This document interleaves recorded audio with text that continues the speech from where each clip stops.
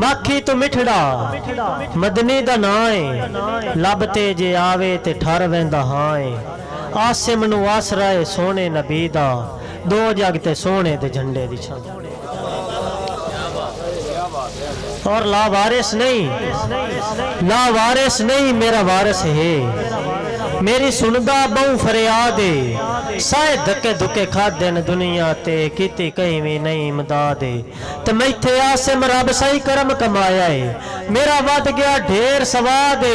मेरे कलम नू कागज चुमदा है मेरा मंजर खां उस्ताद। तो शिराजी साहब एक डब्बा पैक शेर थोड़ी नजर जी कि तेरी संगत हलालियां वांग निभाइए मैं तू सिर दी कसम चवाल है तेरी संगत हलालियां वांग निभाइए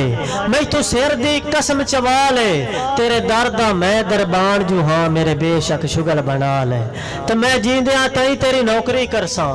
मैं जींदिया तई तेरी नौकरी करसा जिवें दिल लई चन्न अजमाल है तेरी जात दा मैं फरियाद जू हाँ मत्था नाल पहाड़ दे लाल है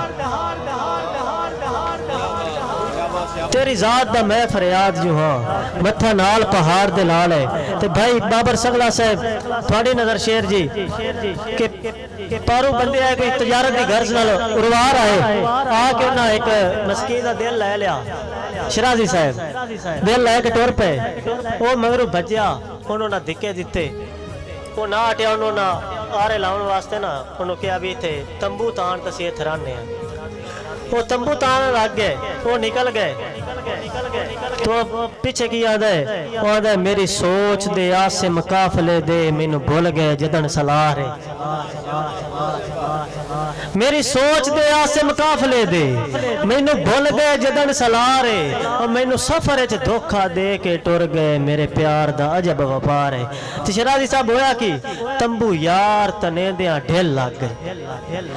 तंबू यार तनेंदियां ढिल लग गई कई पार ते कई उरवार है ताई ओली मन पे रोना पहली मन दा ओ सरदार है